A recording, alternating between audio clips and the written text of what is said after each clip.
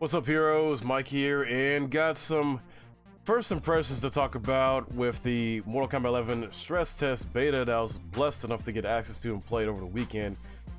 Finished up yesterday playing it as Scarlet because I pretty much try the character every day. Start with Scorpion, then Baraka, and then Scarlet, and had a lot of fun overall. I was very surprised. And this is coming from a guy who's, played Mortal Kombat games since the first Mortal Kombat, ever since one back in the 90s and, in arcades and everything like that, and just kind of seeing how the game has evolved after, every new entry and everything like that. Oh, man. I surprisingly had a lot of fun. Even though I had concerns I share with Maximilian Dude, as well as Son of Fox, in terms of how, the game movements and character movements are just much slower compared to other MK games, and just there's some other game mechanics that are very concerning, which I'm gonna get into details with. Also, they did confirm, I believe today, the dates for the actual beta, that you get if you pre-order it. But I will let you guys know about that towards the end of the video, though. But I want to jump into just how the stress test went initially, and just how everything worked, and the few characters I was able to play as, which was just Scorpion, Baraka, and Scarlet. So with the stress test, had overall great experience. Like I said, the online gameplay and just matches and matchmaking and everything like that was just fantastic. Freaking NetherRealm Studios, dude, y'all are on it with the netcode. Arguably the best netcode since maybe KI, maybe even Marvel versus Capcom Infinite in terms of netcode.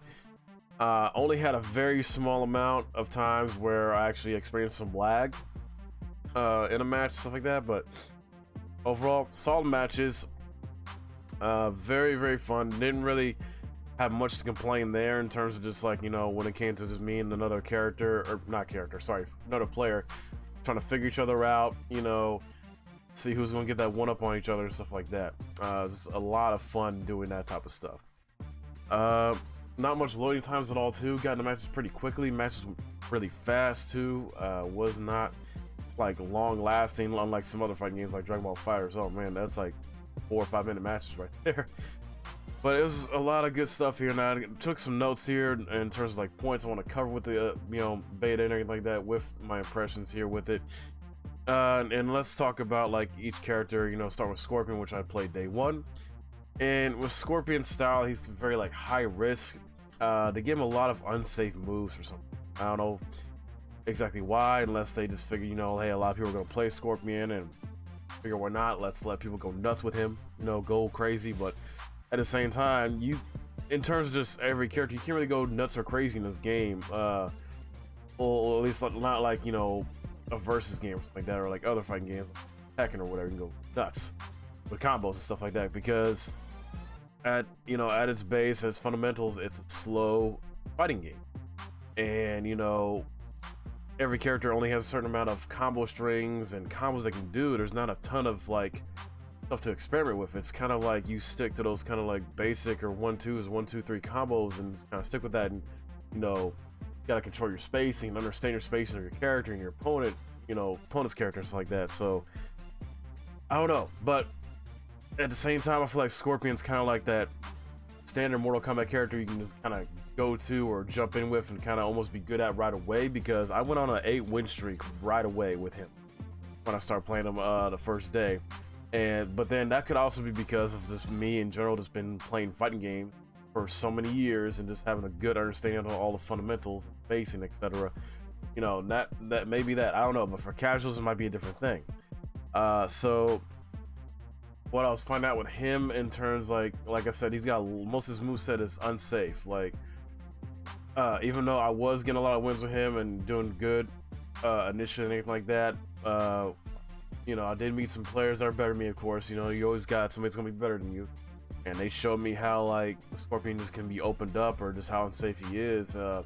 One thing he has though is Misery Blade, which I found to be his best move to use. That is safe, and then even on second hit, and then you can kind of break away or make other moves safe and combo safe with it. So that ended up being a game changer for Scorpion right there. So I definitely recommend that, and then especially that's in the final build.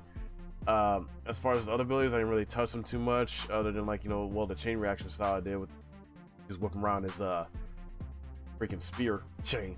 That was pretty cool. That was pretty cool. Misery Blade ended up being the best one. So still a lot of fun to play as. He's just kind of standard character you go to, you know. I would say, sorry guys, I'm a little sick here and I'm checking my notes here. Hopefully, you know, they change him up a bit more, don't make him as high risk, but then again, maybe that's his style. Maybe this is gonna be a final. It was better to, you know, just kind of walk away too sometimes. You can't really dash in this game either. Like, the dashing is pointless. It sucks. It's just no point. You just better keep walking and just understand your space and stuff like that, and be careful when using his moves, because even when he does his teleport, that's unsafe as hell. And in general speaking, with all characters, like when you do the fatal blow, which is basically similar to what Rage Art is in Tekken 7, fatal blow is not punishable, or at least not much, based on my experience. Like, I noticed, and it should be. Rage Art in Tekken 7 is punishable if you whiff that, miss it, whatever, you know. So I don't know. I mean, that's my opinion on that. It should be changed. Hopefully they do change that, make it, or at least make it a little bit more punishable, even if it's maybe not as punishable as other moves for each character. So, but once you kind of get used to Scorpion and what he can do, it's like that, you kind of learn, okay, what he can do to open people up. So, and then, you know, you learn how to be better at not letting people open you up, basically dominate you. So the next day I tried Baraka, and oh my god, Baraka surprised the hell out of me. Now, I have never been a Baraka player, never. The character's cool, you know, don't get me wrong, the character's cool, great, all that good stuff.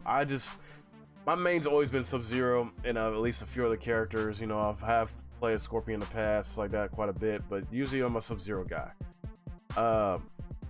And I was very surprised and shocked how fun Baraka is in here. Oh my god, I maybe like won with him the most. I'm not gonna lie, like, I think I got more wins with him than Scorpion and Scarlet, you know, respectively, which is crazy, because but at the same time, it kind of makes sense too, because I'm the type of, you know, player that likes to kind of be in your face, you know, and combo you up and get you grabs and stuff like that. Then Baraka's kind of pretty much that kind of perfect fit in a way. Like, you just don't want to do, you know, you're not trying to do any complex combos. You're just trying to basically do kind of keep it simple and just kind of like rush in or bum rush your opponent and whatnot, and just pressure him corner. You can do that with Baraka very well. Very well. And he is just a lot of fun to play as with his variations, which surprised the heck out of me. And he's basically kind of like the polar opposite of Scorpion in terms of, like, you know, how I said earlier, Scorpion's moveset is a lot of high risk and unsafe moveset, whereas with Baraka, most of his moveset and moves he can do are safe. It's crazy. Like, they're safe on, you know, on blocks, it's like that, and, you know, he doesn't get punished too much. Now, bear in mind, of course, if you're, you know, playing Baraka and going up against like a zoning type character, or at least player, because you can zone with Scorpion if you want to. And Scarlet is a zoning character, much like Jade is too. So it's like Baraka has to work his butt off to get in close, basically, with those type of characters. And it kind of gives him that, it kind of, you know, makes it more fun, I guess, for that extra challenge to do that. And once you get in close and can, you know, dominate your opponent, oh man, a satisfaction like nothing else, like nothing else. But yeah, he is just he is so fun. I'm not sure if I'm gonna like really play as him when the final game comes out. I might, if you guys want me to see, you know, me play as him and get better with him, it's like that, and see what the combos do. I may still play as him anyway, just because like I kind of want to do some, like, you know, character tip videos and character combo breakdowns like that, and just kind of help you guys understand each character better and stuff like that when the final game comes out. So I may just do that anyway, play as him. But yeah, he's definitely one of the better characters in MK11, definitely. At least as of right now. I don't know what's going to happen in the actual beta like that we get from a pre-order. Like, I'm hoping they add more characters in that, at least 3 more, maybe 5, you know, so we can have a little more experimentation and stuff like that going on. And hopefully they make some updates and adjustments too. Maybe just, you know, I want NetherRealm to just go wild with it, and like, okay, if like dash is an issue and some other stuff's an issue, like, tweak that up or switch it up to high gear or something like that, and like just see how people think, because they can always change it back to the slowness if they want to. So see how that goes. Coming on to Scarlet now. She, for me, was the weakest of the 3 characters. And what I mean by that is, for me at least, she was the most difficult, I guess, at least initially, to learn and kind of figure out and just kind of get used to how her combos work and her specials, and, you know, how to figure out how to, you know, use spacing works like that. Whereas like Scorpion and Baraka, it didn't take me much time at all. And like I said, like with Scorpion, I went on like an 8 win streak first start with him. Scarlet, for some reason, just plays so odd to me and just weird in a way. So plus I'm not really a zoning type of player anyway too, so I think that kind of threw me off a bit. It's like if I do use like projectiles like that, I'm trying to like use those as like distraction, and sometimes I do use them to finish off opponent too, whatnot. But usually I'm like, I like to be in your face and kind of surprise you and kind of be a little unpredictable. But yeah, she's so weird. I'm not saying she's a bad character at all. She's actually a great fun character, because once I did get used to her, I started getting them wins with her and everything like that. Oh man, I started being able to open up people with her and everything. Oh man, a lot of fun. So definitely, you know, a character for you if you are a zoning character, because looks like Jade. But she just, I don't know, for me, just like her style, just, I don't know, it was so weird. I never really played with her too in MK9 either. That was another thing. Next, I want to touch on some of the things that, you know, Silent Fox was talking about, and I kind of echo some of the same concerns as him, such as, you know, the breakaway mechanic that is in here, and how you can just break away from a combo to recover fast enough to punish your opponent.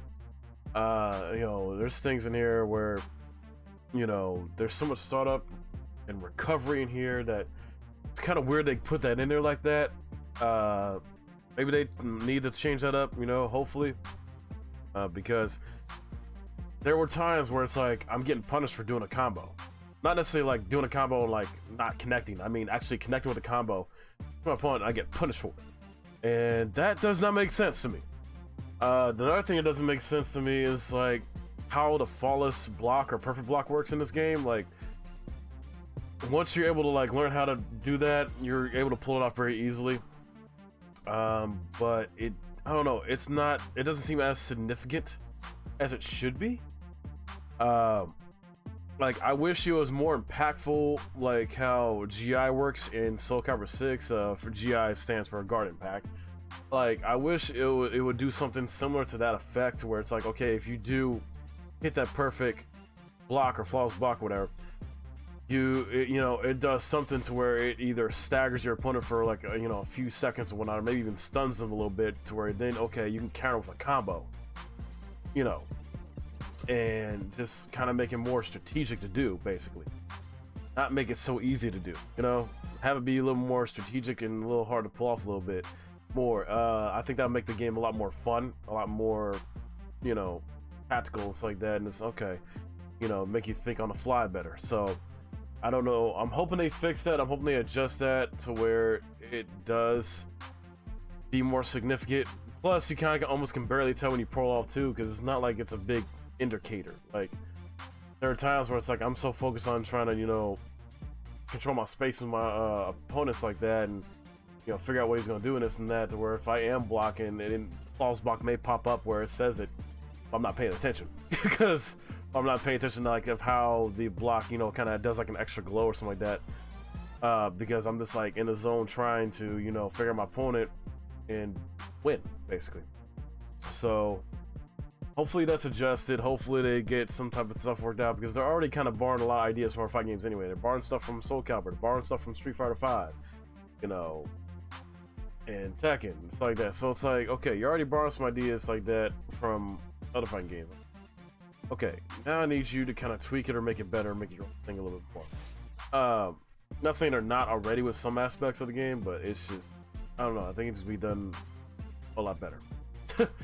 just saying right there. And in terms of not just startup, but also with this current build, you know, this seems to favor veteran players more so than casuals. I say that because, like I said, just going off of like how I did personally there, where I just like got a lot of wins, and I'm consider myself a veteran player. I'm not tournament level good and all like that, but I've been playing fighting games for like so many years where I consider myself a veteran. And like I said, Scorpion Brocket came really easy to me, for the most part. Whereas casual players, I think is gonna have a hard time because, you know, they're not going in this thinking with the mindset, okay, I gotta, you know, understand and control spacing, understand how my character works, like my opponent's character, you know, understanding combos and combo strength, you know, what I can do from the neutral and stuff like that. You know, it's, I don't know, it's kind of, it might be, I mean, some casuals might be able to pick it up pretty easily, but I definitely ran into some casual players that just did not really understand the fundamentals of the fighting game, like, and I was just getting easy wins off of that. Easy. Like, it's almost too easy. I don't know, and it kind of takes away the fun of that, you know? And I understand they're trying to go for a more esports focused type of style of fighting game with MK11. They've, you know, Netherworld Studios has said that, Ed Boon has said that, and other devs over there said, you know, yeah, this is why it's like such a grounded, footsie based type fighting game and stuff like that. And I get that, you know, I get that, and you're trying to make it a little more accessible to everybody, but at the same time, you don't need to tone it down. Like, you don't need to tone it down to make it more accessible to everybody. It doesn't make the game more fun when you tone it down. The fighting games are more fun when you are able to let players just go nuts and crazy with characters. Like, come on, like, let's do that. So I don't know. It just feels like this is gonna be rough on casuals. Veterans are gonna excel at this and dominate. And I'm hoping they can maybe better tweak when the final game comes out. Like, I know the vanilla version's definitely not gonna be perfect. It's not perfect now. I don't think there's ever been a vanilla version of a fighting game that's ever been like perfect or close to perfect or whatever the hell. But we'll see how it goes. It will get better over time, hopefully. I just want it to be such a great, fun fighting game that lasts a long time. I don't want to be fun for a week. I don't want it to be fun for a month. I want it to be fun for years. Something else that, you know, some people might even think is like, okay, if you just know, you know, if I just know combos, how to be good combos, that's all I need to do to win. No, that's not the case. You gotta understand the fundamentals, understand spacing, neutral, combos, you know, what your character can and cannot do, what's punishable, what's not, stuff like that. So, yeah, hopefully they make it better for everybody. I want to succeed, and just up the speed of the game a little bit, please up the speed of the game, because it feels so slow. Don't get me wrong, I love it. I'm having so much fun with this game, and I cannot wait to play the actual beta and hopefully see some improvements that they implicate in there. You know, and I feel like right now the only nuts or crazy things that occur right now that we get out of combos is when you know, can pull off a crushing blow or multiple crushing blows. Because I've been able to do that, where I've been able to, you know, pull off back-to-back crushing blows, mixing in with my combos, which is fantastic. Like that, but that's about the extent of the craziness or, you know, going nuts factor comes in so far, at least for me, in my opinion. But the good news is, you know, when the final game comes out, I know Ed Boon and everyone did say, like, you know, in the final game there is going to be information on how to do all the crushing blows for every character, and, you know, how they work and everything like that, which is good. That's great. That's fantastic. You know, because I don't want this to get stale either too. It's like, you know, it's just these 1-2, 1-2-3 hit combos you can do with almost every character, and it's about it. You know, and you're playing footsies a lot, it's like that. And for longevity, it's like, it's cool to play, yes, but then it's like, okay, what about watching? You know, that watch factor. You gotta think about that too. And it's gonna be fun for a while, but, you know, you gotta do stuff to where the game is boring to watch after that. Sadly, Street Fighter 5 I think got like that too. Like, Justice 2 suffers from that too, where Justice 2 I think was like really fun, you know, to watch and play for maybe a few months or whatever when it first came out. Like, in comparison to MKX, whereas MKX, like, I think dominated like Twitch and streams and like being watched in terms of a fighting game for about a good 4 months and whatnot, you know, initially. So I'm just worried, I'm concerned, I'm hoping that my fears are alleviated very soon here. But that's my thoughts on that. And then I know we got the, you know, confirmation about the next beta being on the 27th. So actually, it's not the 28th. They're starting on the 27th. and it's gonna end on the Sunday. So Thursday the 27th, going, you know, Friday 28th, and then 29th, and then 30th. So about 4 days. Well, 4 days of that to play and everything like that. So I'm hoping they add some more characters. You know, do some crazy stuff.